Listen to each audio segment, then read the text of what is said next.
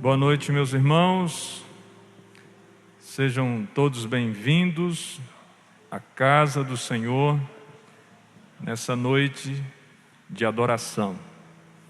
Nós estamos todos reunidos aqui com o propósito de buscarmos a Deus, a sua presença, de termos o nosso coração aplanado de acordo com a instrução da palavra de Deus.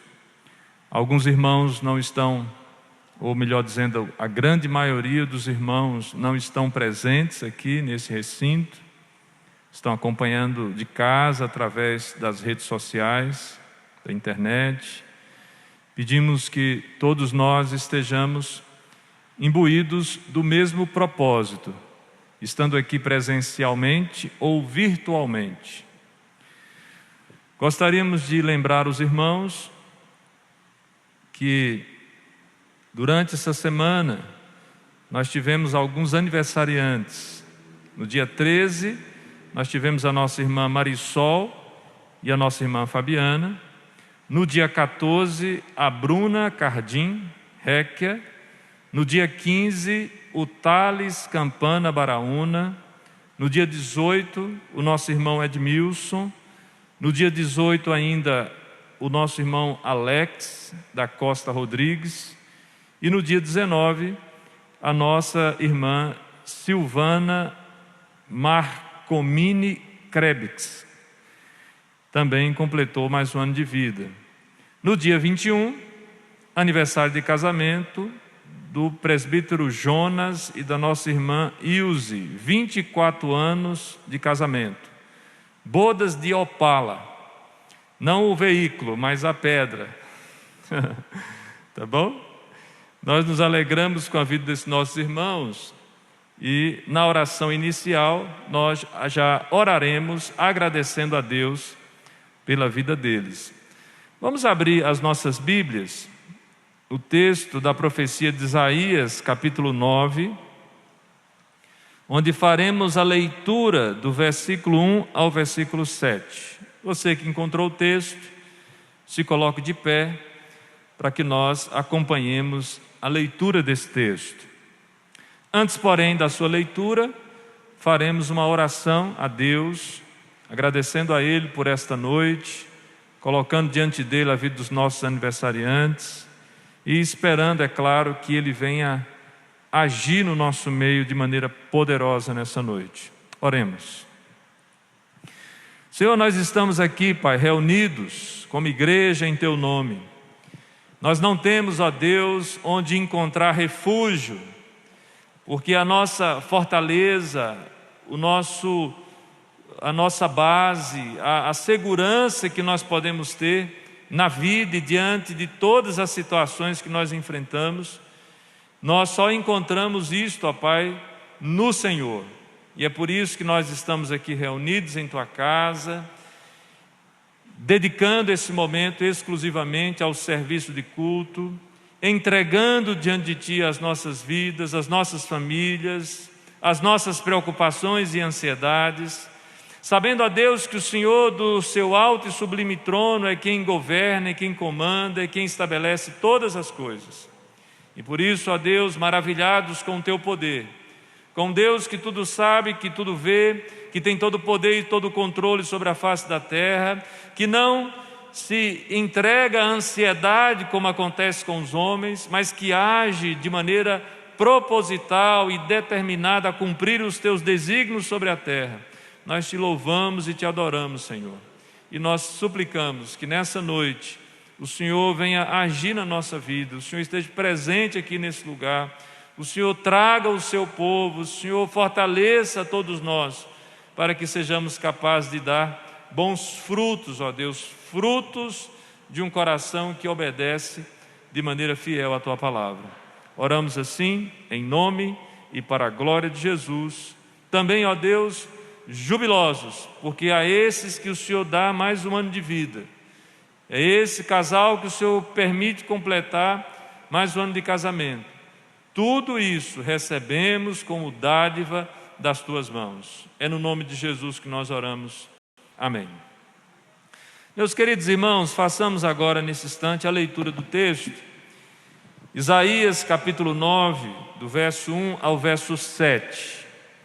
Eu vou ler os versos ímpares e os irmãos leiam os versos pares com muita força e muita assertividade, para que aqueles irmãos que estão em casa possam acompanhar junto conosco a leitura desse texto.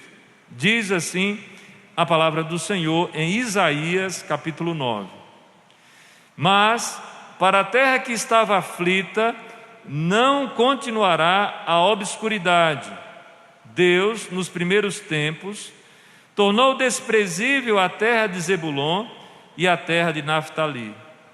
Mas nos últimos, tornará glorioso o caminho do mar, além do Jordão, Galiléia dos gentios.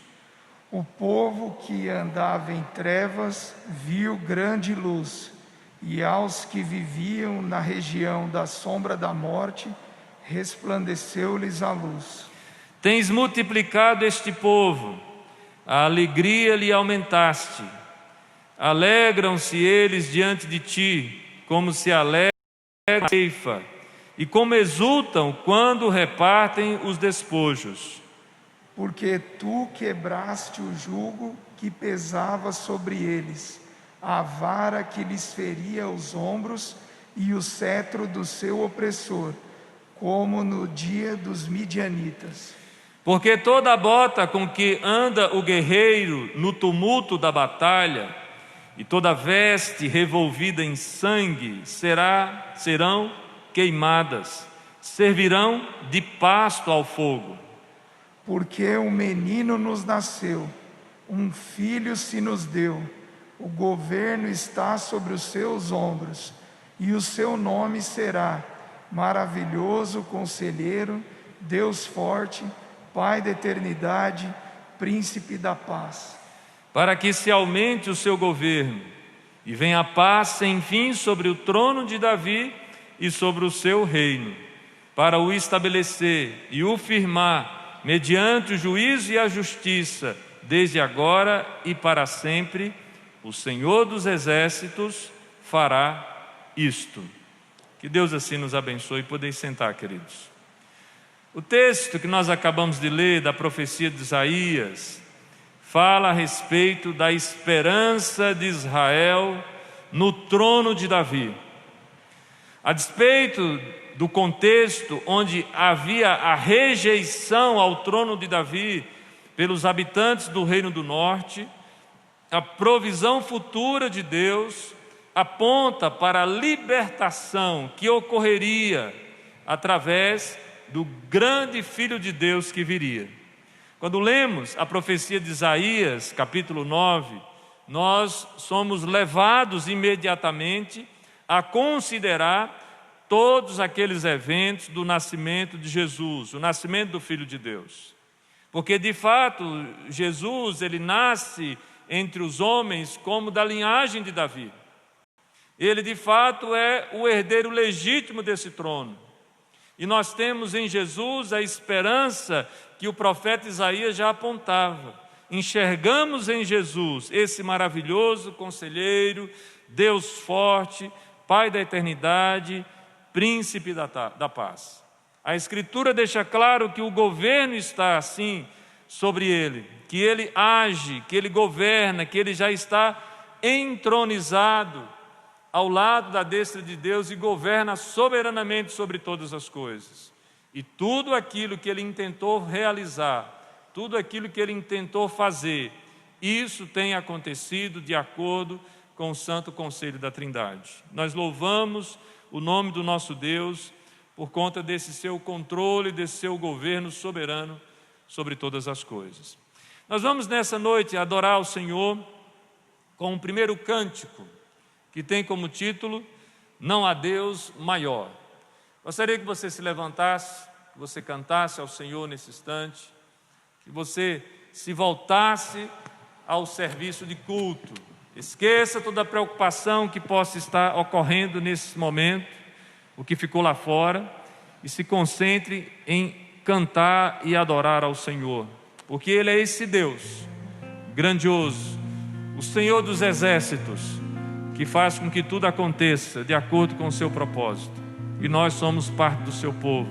Nós louvamos a Ele por conta disso. Adoremos.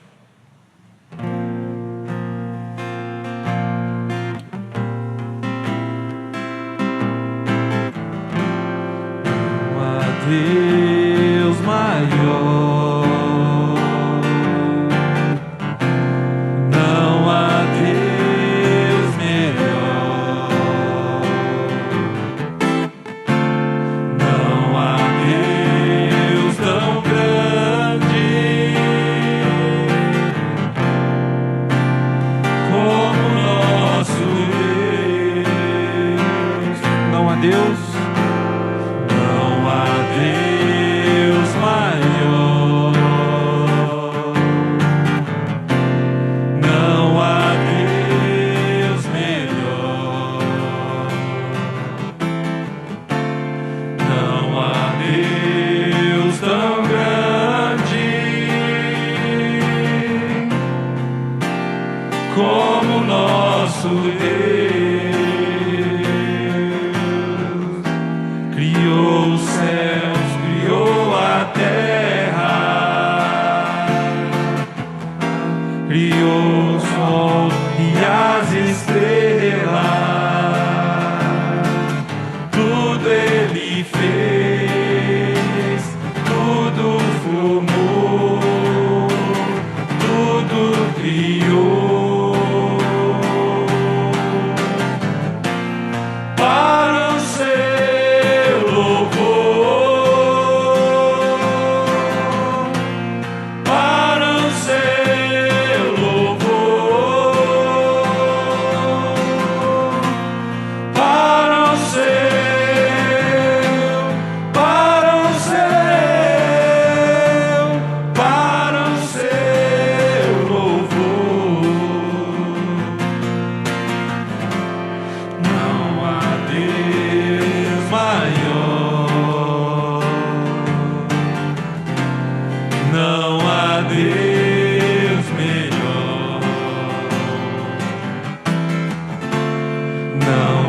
Deus tão grande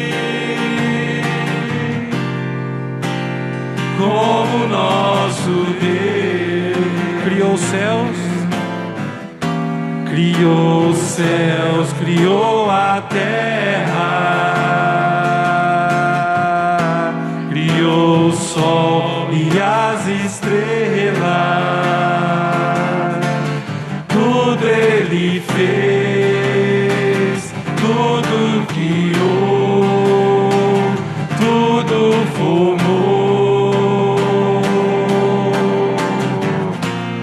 para o seu louvor, para o seu louvor, para o seu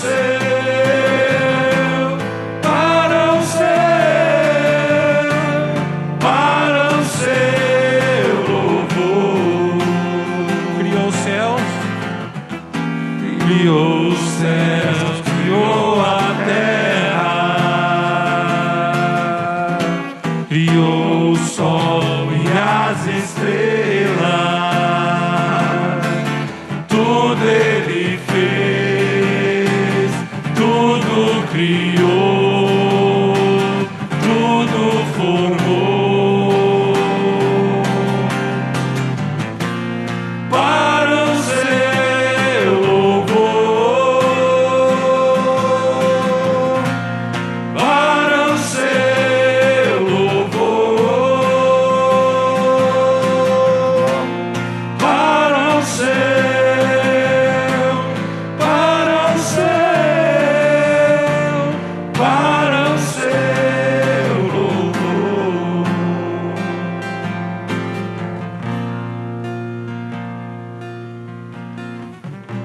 Amém, queridos. Podem sentar. Abra sua Bíblia, mesmo assentado, no texto do Evangelho de Mateus, capítulo 1. Faremos a leitura do verso 18 ao 25. Eu lerei de maneira audível e os irmãos poderão ler silenciosamente onde vocês estão.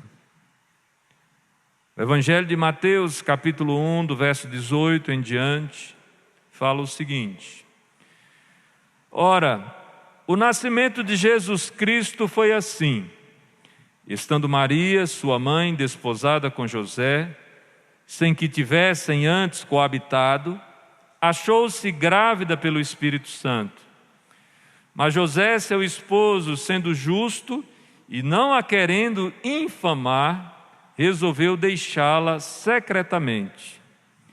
Enquanto ponderava nestas coisas, eis que lhe apareceu em sonho um anjo do Senhor, dizendo: José, filho de Davi, não temas receber Maria, tua mulher, porque o que nela foi gerado é do Espírito Santo.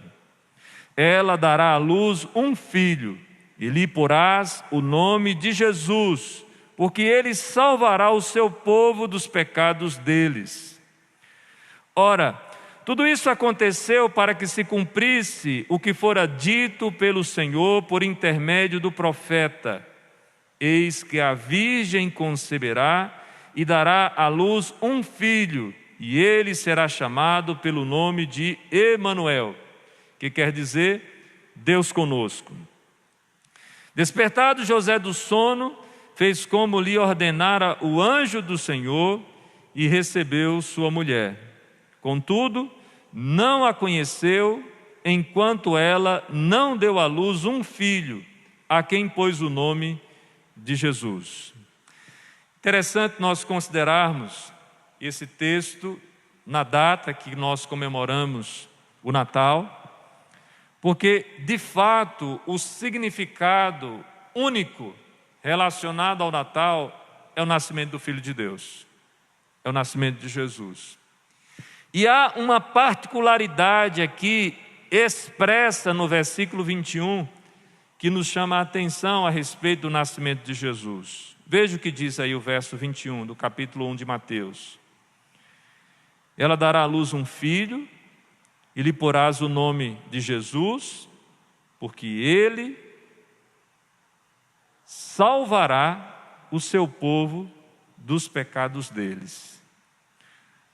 A única possibilidade que nós encontramos nas Escrituras de salvação, diante dos nossos pecados, da dívida que pesa sobre os nossos ombros diante de Deus, a única maneira, a única solução, a única saída é a obra de Cristo. É a obra sacrificial do nosso Senhor e Salvador Jesus Cristo.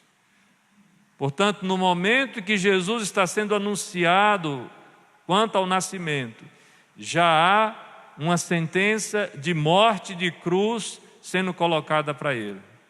Se ele não morresse, nós não teríamos a possibilidade de perdão de pecados. Esta é a maneira que Deus estabeleceu para que a humanidade e os eleitos entre esta humanidade, melhor dizendo, pudesse ser salvo.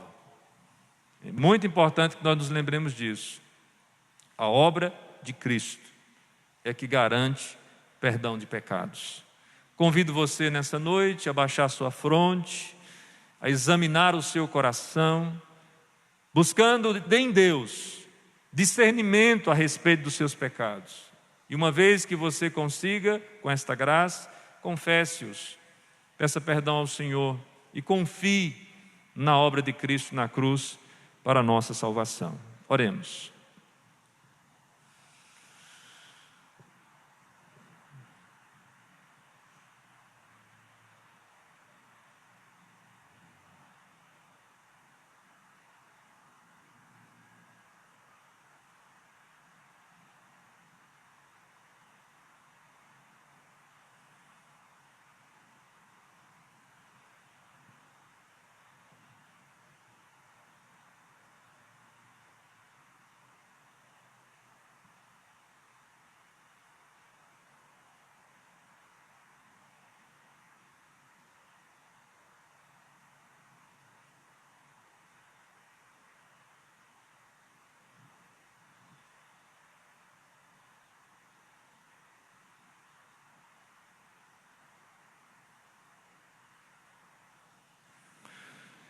Todos nós que estamos aqui, Senhor, carecemos do perdão que vem da cruz.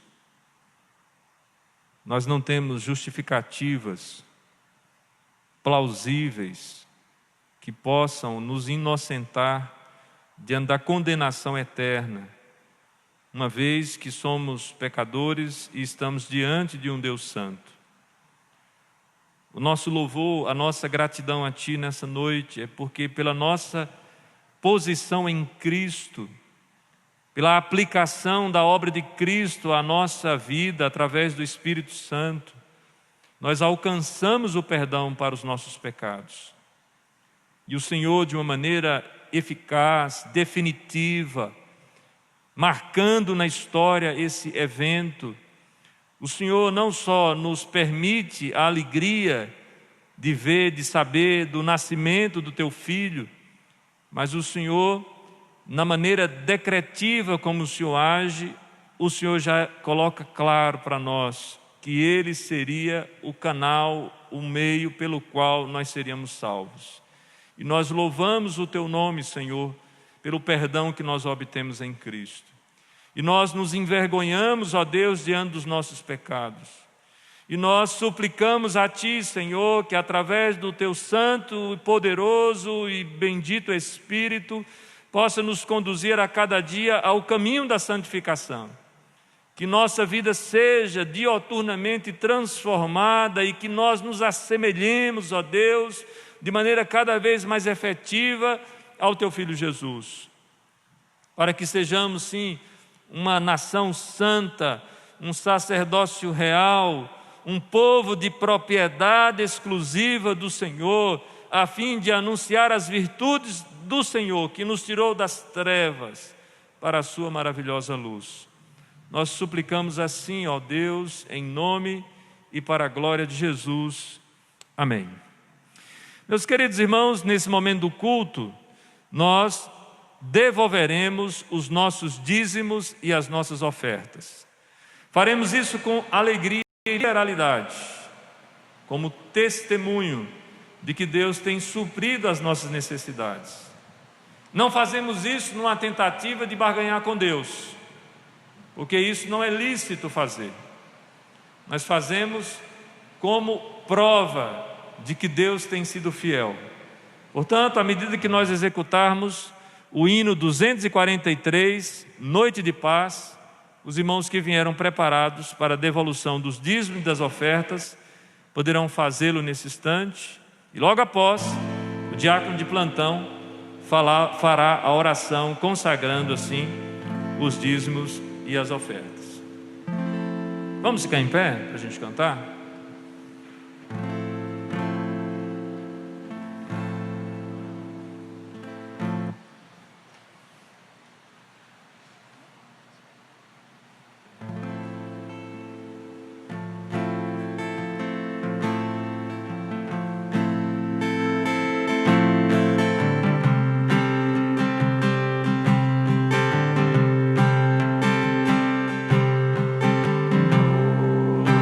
De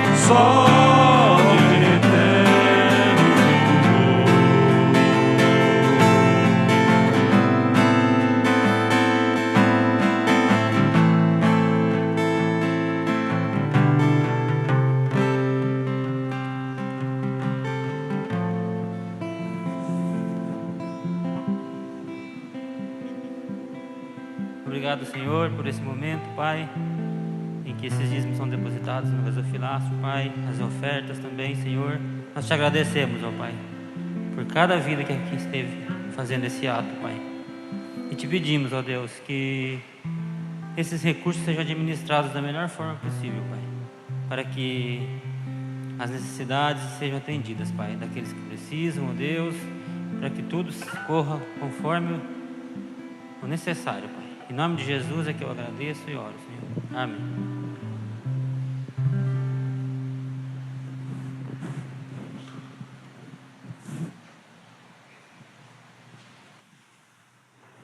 Meus irmãos, nós gostaríamos de ter um momento de oração. Agradecemos aqui a participação dos nossos músicos. Convidamos a igreja a se sentar e investiremos alguns minutos em oração por algumas razões. O primeiro motivo, pelas famílias da Igreja Presbiteriana do Brasil e pelas famílias do mundo. Eu acredito que o contexto que vivemos tem abalado a estrutura de muitas famílias. Famílias que não estavam habituadas a estar muito tempo juntas, famílias que estão distantes, que não estão tendo condições de se aproximar. Nós estamos agora chegando ao final do ano, onde nós costumávamos reunir toda a nossa família.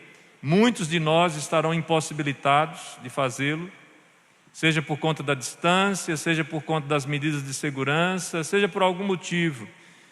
E isso tudo pode gerar no coração das pessoas uma sensação de abandono, uma sensação do ausente, que nós precisamos, com a graça de Deus, preencher, resolver e estarmos bem.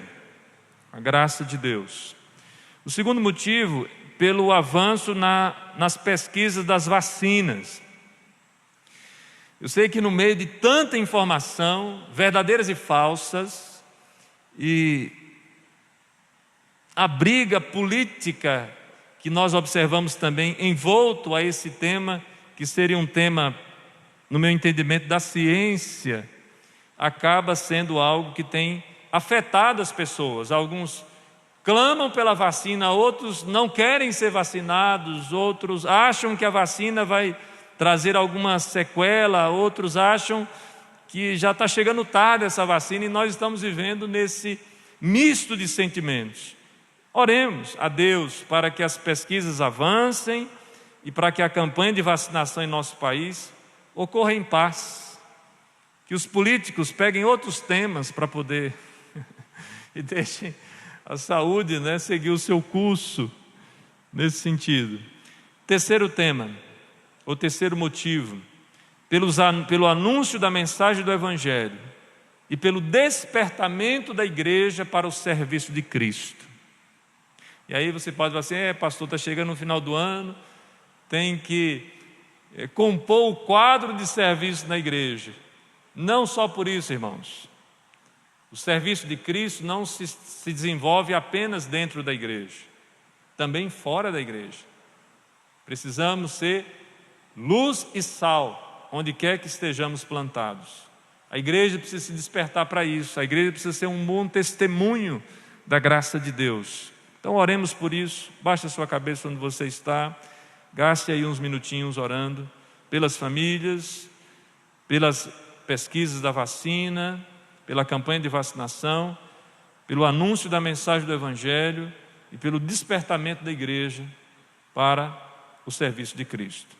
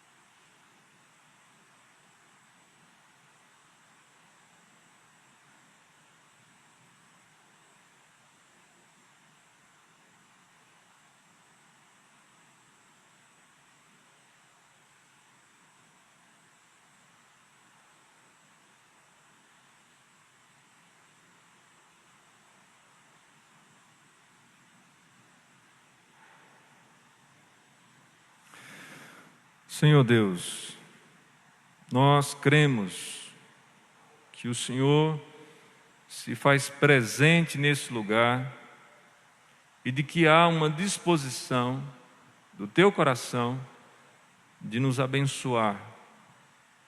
Assim também como o Senhor estabeleceu o tempo, as maneiras para conduzir o Teu povo para um propósito bom, justo e fiel, o Senhor sabe especificamente mensurar o que nós temos vivido e enfrentado nesse contexto de pandemia.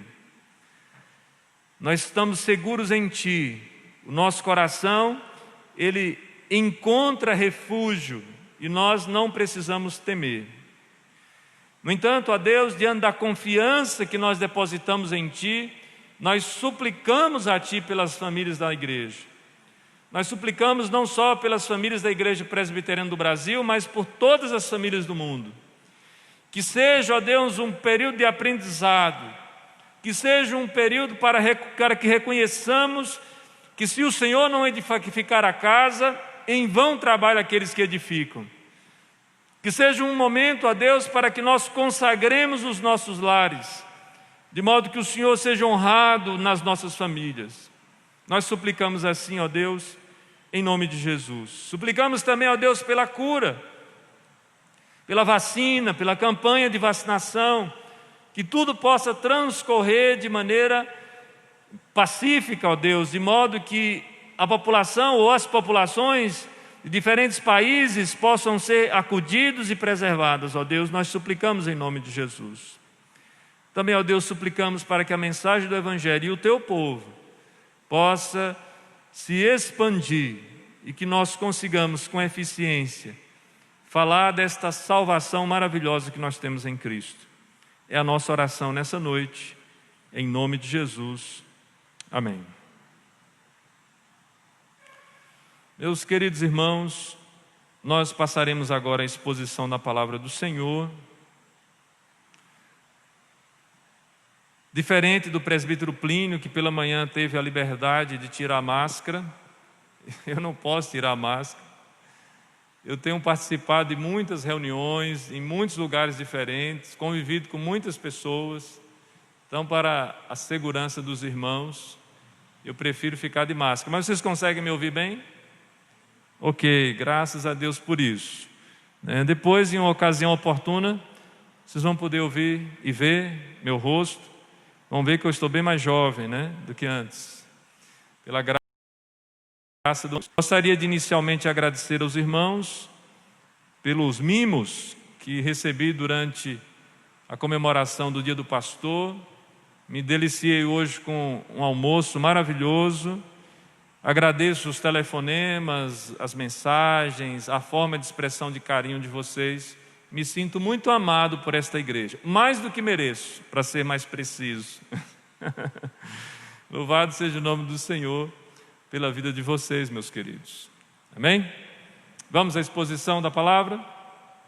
O texto desta noite se encontra lá em Lucas, capítulo 1, do verso 46 ao 56, sendo que exporemos nessa ocasião apenas uma parte desse texto.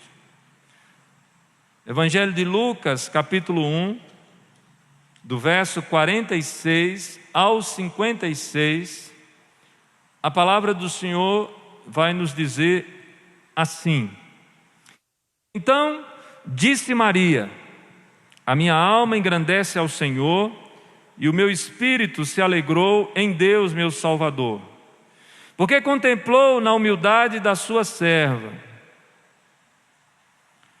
Pois, desde agora, todas as gerações me considerarão bem-aventurada, porque o poderoso me fez grandes coisas.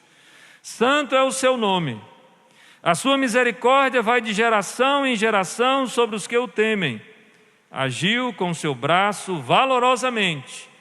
Dispensou os que no coração alimentavam pensamentos soberbos.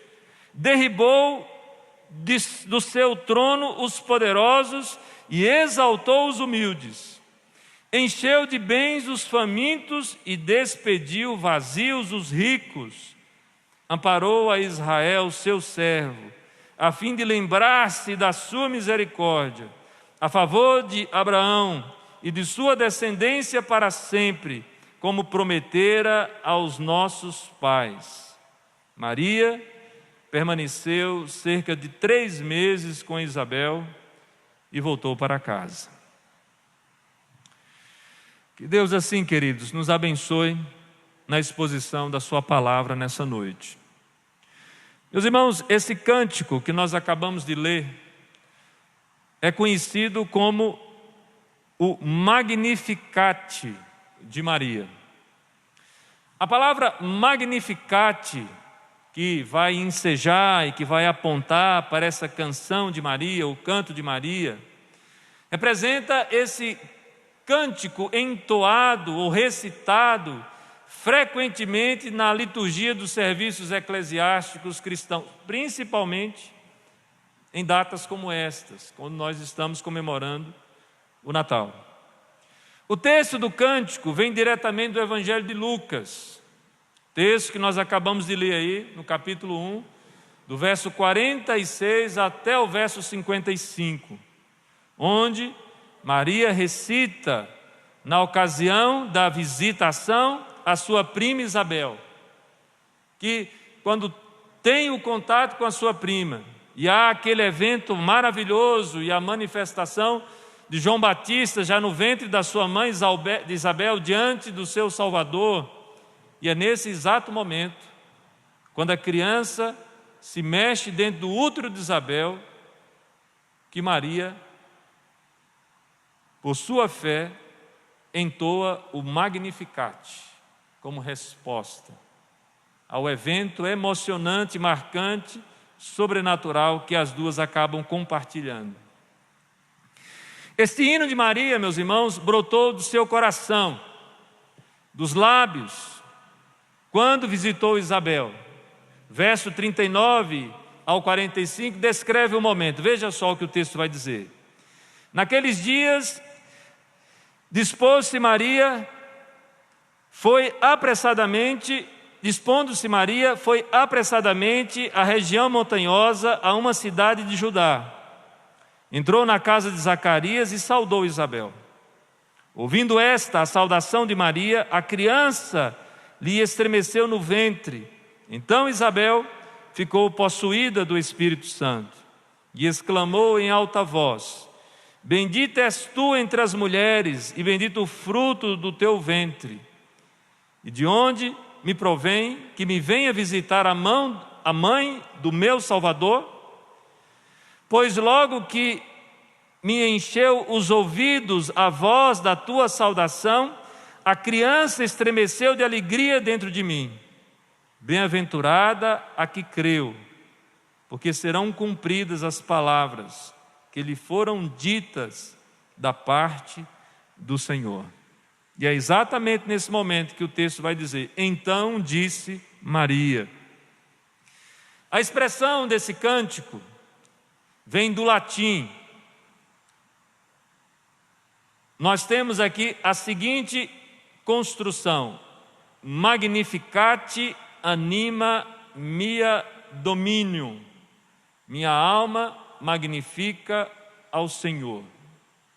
E o que nós encontramos nesse texto, meus queridos, assim como na oração de Ana, conforme encontramos lá em 1 Samuel 2, de 1 a 10, mãe de Samuel, o cântico de Maria, mãe de Jesus, revela uma judia devota na sua autoria.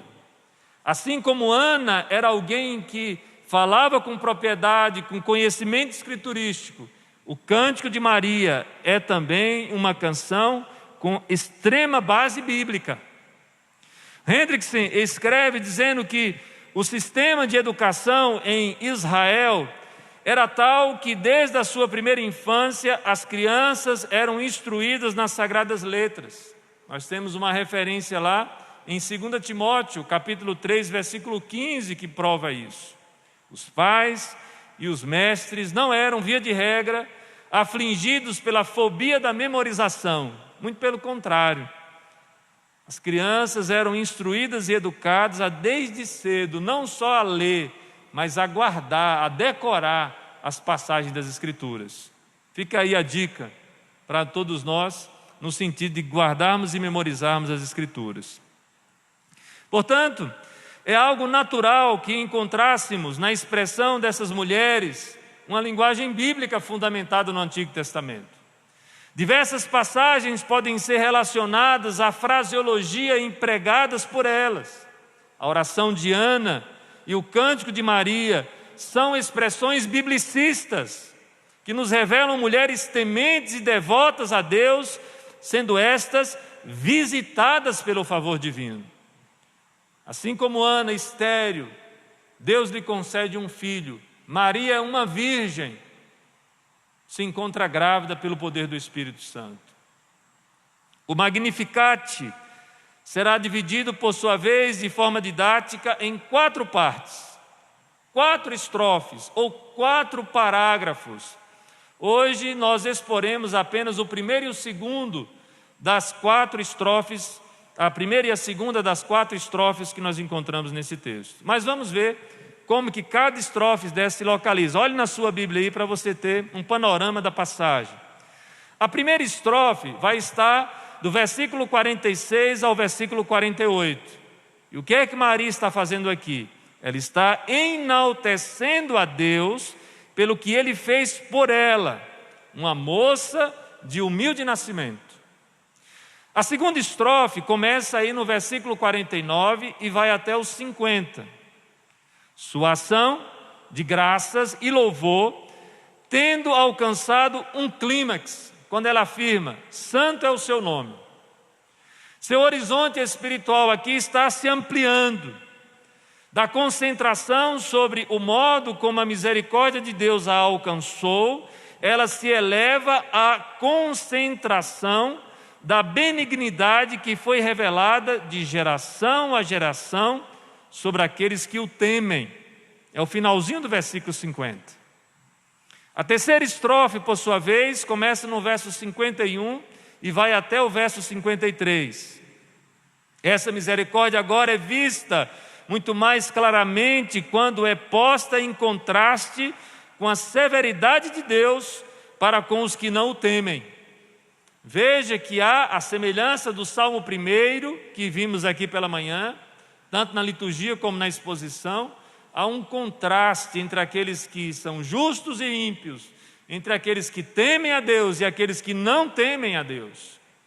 E na quarta e última estrofe, começando aí no versículo 54 até o versículo 55, conclui gloriosamente, expressando que a manifestação da misericórdia de Deus é o cumprimento da promessa pactual de Deus feita aos pais, promessa esta de valor supremo, e ainda hoje, aos crentes e à sua descendência.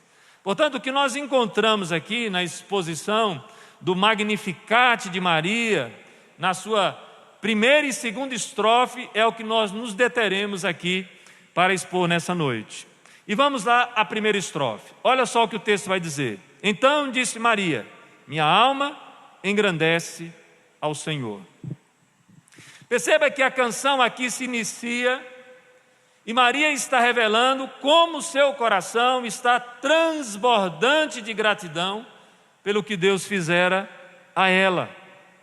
Seus lábios proclamam a grandeza de Deus.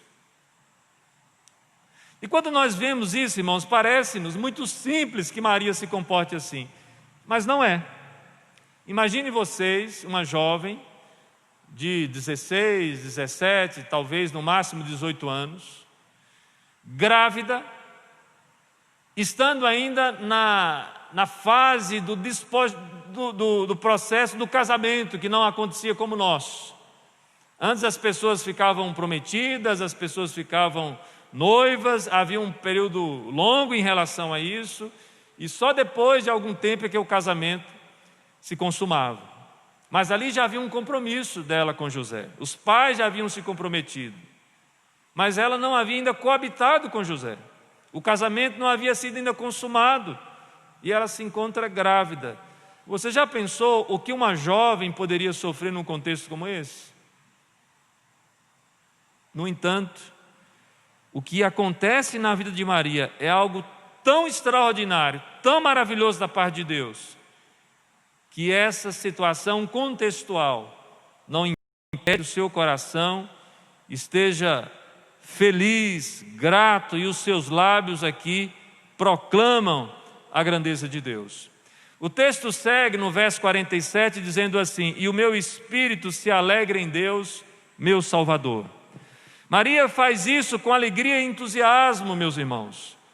O paralelismo entre a primeira e a segunda linha, entre alma e espírito, aponta para o fundo do seu ser. Está falando a respeito de uma única realidade, a mesma coisa. No íntimo, ela se alegra pela forma como foi agraciada por Jeová. Agora, qual é o sentido de Maria chamar Deus de meu Salvador? Uma pessoa, um povo, pode ser salvo de diferentes maneiras. E não apenas do pecado, mas também da enfermidade, da morte, do inimigo, etc. Mas a libertação pode ocorrer também tanto de males físicos como espirituais. A ação de Deus pode significar aqui nesse texto tanto a libertação do pecado como a restauração do favor divino. O povo que estava distante de Deus tem agora a aliança retomada. A promessa do Messias é executada. Há o anúncio de que aquele povo poderia ter agora libertação, inclusive dos seus pecados, conforme nós lemos lá em Mateus capítulo 1, versículo 21. E aqui, no texto, Maria poderia, à luz do Antigo Testamento, estar se referindo às muitas formas de salvação. E aqui nós numeramos pelo menos duas. Veja só, Maria pode estar apontando aqui para o fato de ter sido resgatada do esquecimento, onde de outro modo seria a sua sorte.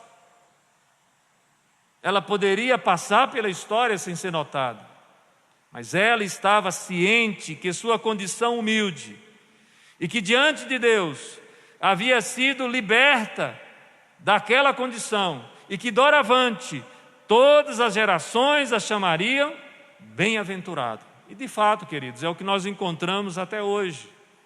Podemos dizer que em alguns círculos, até com certo excesso, se atribui a Maria uma condição zelosa e especial diante de Deus. Mas o que mais Maria podia estar apontando aqui? Maria estava tendo em mente que era uma filha de Deus com muita profundidade espiritual e com devota meditação. Uma serva temente a Deus. Lucas capítulo 2, verso 19, verso 21, João 2,5 mostra e prova essa característica de Maria. E vemos aqui o conceito de libertação do pecado e do deleite da comunhão com Deus que estava presente na compreensão desta mulher. Quando ela recebe a declaração do anjo, conforme diz lá em Mateus 1, 21, na passagem da natividade, o seu coração se enche de alegria, porque ela entendeu que Deus havia processado na sua vida algo extremamente especial. Diz o texto no verso 48, pois atentou para a humildade da sua serva, de agora em diante, todas as gerações me chamarão bem-aventurada. Nesse ponto, meus irmãos, o comentarista vai dizer: Maria estava profundamente consciente do fato de que era uma mulher de condição humilde, a esposa de um carpinteiro da aldeia. Aos olhos de muitos, ela provavelmente era considerada como alguém a quem dificilmente Deus faria objeto do seu favor especial. Não obstante, doravante, não só Israel, conforme nós encontramos no verso 42, mas todas as gerações a chamariam bem-aventurada. E por que essa ênfase, por que essa insistência na bem-aventurança, na felicidade desta mulher?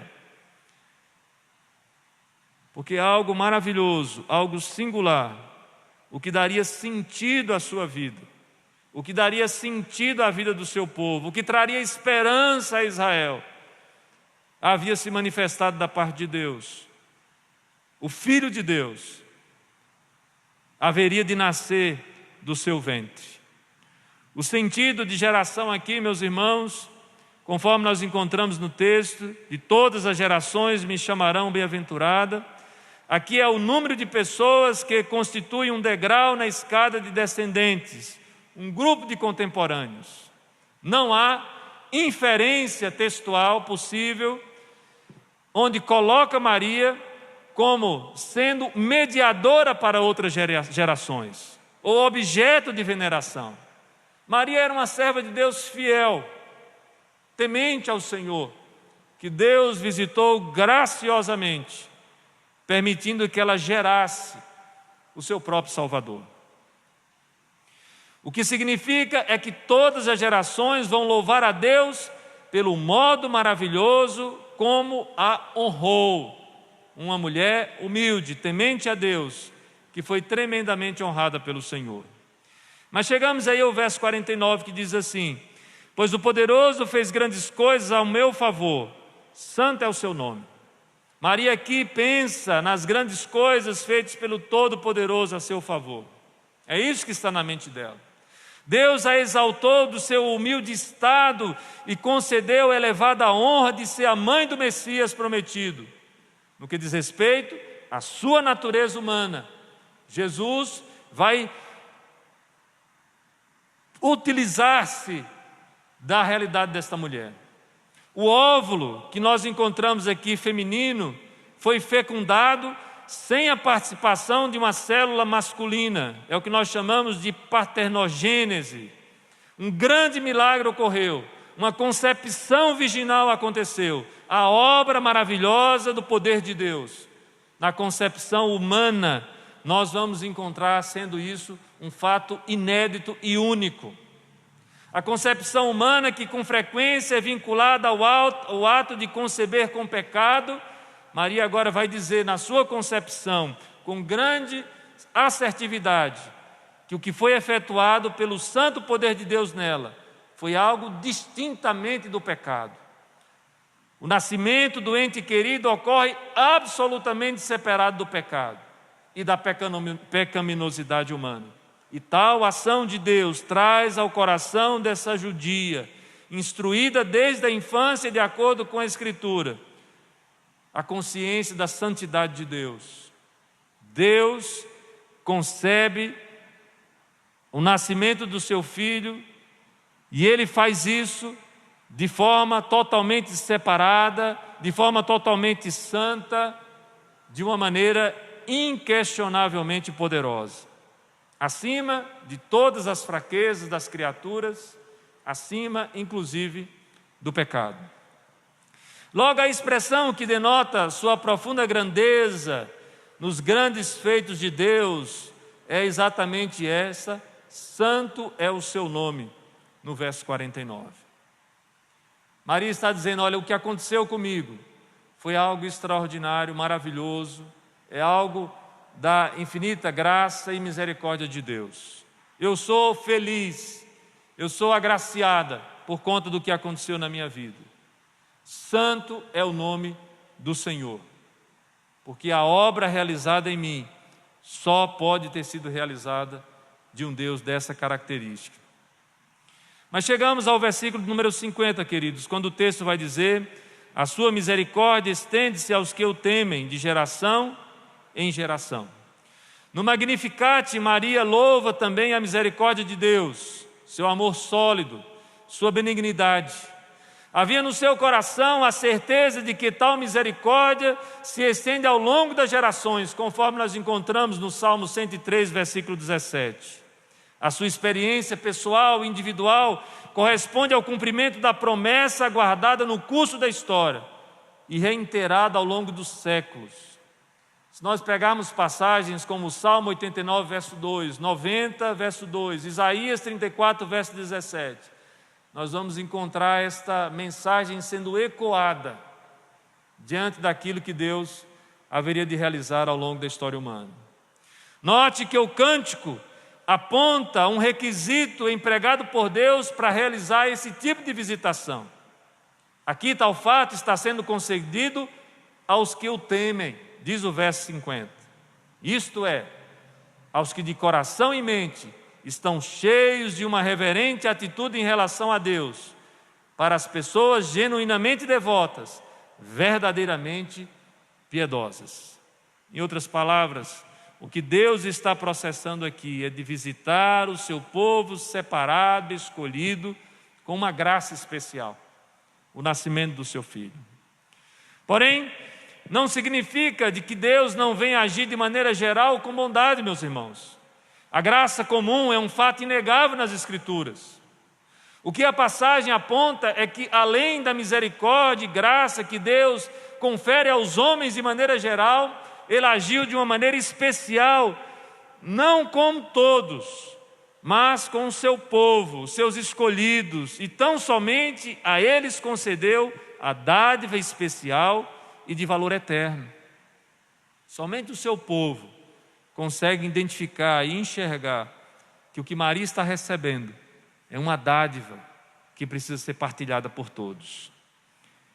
Mais uma vez, escreve Hendrickson, Maria, pois, está pensando na maravilha e infalível bondade que Deus está constantemente fazendo com que seja sentida e experimentada por todos os necessitados que o temem reverentemente e o amam. Diante do exposto aqui, meus irmãos, nessa noite, e aproveitando a data, eu gostaria de fazer uma aplicação para a vida da igreja. Meus irmãos, você sabe que entre as das razões que nós podemos, nesse Natal, celebrá-lo de uma maneira distinta, é exatamente o infortúnio que nos acomete? De certa maneira, todo aquele nosso planejamento que nós tínhamos de celebração de final de ano foi desfeito. E nós estamos forçosamente tendo que reconhecer, no Cântico de Maria, o verdadeiro significado do Natal. Meus irmãos, o Cântico de Maria precisa sempre nos levar a magnificar, glorificar, louvar, enaltecer, elevar a estima ao Deus boníssimo, que visitou o seu povo de maneira especial na história da humanidade. O que é que nós comemoramos no Natal? O Natal é o evento histórico do nascimento do Filho de Deus entre os homens. Ponto. Isso é o Natal. Pode faltar o panetone, pode faltar o peru, pode faltar o congraçamento com a família, podemos não nos encontrar, amigos, podem não celebrar juntos, mas podemos celebrar individualmente e até mesmo o nosso núcleo familiar mais próximo, de que o Salvador já nasceu e a sua obra já foi realizada sobre a terra. O Deus Todo-Poderoso olhou com simpatia e favor e teve consideração com Maria e prestou atenção especial para o seu povo humilde e exaltou diante de todos os demais povos. Porque uma criança nos foi dada. E nós já sabemos o nome dessa criança, Jesus. Concluindo, meus irmãos, há um hino no Novo Cântico, 230, Adoração, que traz também o tema de Natal, de forma musical, e também com um afetivo convite para que nós cultuemos ao Deus Todo-Poderoso, bondoso, misericordioso, santo aqui revelado nessa noite pelo texto sagrado. Eu gostaria de partilhar com vocês apenas a primeira estrofe e o coro, que diz assim: ó, vinde, fiéis, triunfantes e alegres. Sim, vinde a Belém, já movidos de amor. Nasceu vosso Rei, o Messias prometido. Ó, vinde e adoremos. Ó, vinde, adoremos. Ó, vinde, adoremos ao nosso Senhor. Fiquemos em pé, oremos. Logo na sequência, impetrarei a bênção apostólica. Senhor Deus, louvado seja o teu nome. Nós te adoramos nesta noite, porque este texto nos anuncia a maneira maravilhosa, poderosa, graciosa, misericordiosa que o Senhor visitou o teu povo, os teus escolhidos. E nós fazemos parte desse povo, Senhor. Nós queremos nessa noite, ó Deus, agradecer, porque essa dádiva tua promoveu em nós a oportunidade de sermos um povo separado, escolhido. Um povo que caminha para a santidade. Um povo que reconhece a salvação que recebeu da parte do nosso Senhor e Salvador Jesus Cristo. Um povo que obteve perdão, que se reconciliou, que está vivendo uma relação pactual e que pode contar certamente com o cumprimento das tuas promessas. Um povo que nesta data se lembra, celebra e agradece pela dádiva de um filho, do Filho unigênito do Senhor. Nós agradecemos a Ti, Senhor, por todas essas situações que estamos vivendo hoje. Por todo esse esvaziamento litúrgico das nossas atividades de final de ano, para que nós possamos nos lembrar do principal, do verdadeiro, do inegável, daquele que não pode ser esquecido nessa data, nesse período e nessa celebração. Oramos assim, em nome e para a glória de Jesus. Amém. Receber a bênção, meus irmãos. Que a graça do nosso Senhor e Salvador Jesus Cristo, que o amor do Deus Pai Todo-Poderoso, Criador do céu e da terra, que a ação consoladora, confortadora do Espírito Santo esteja sobre nós, bem como sobre todo o povo de Deus sobre a face da terra, agora e para todo sempre.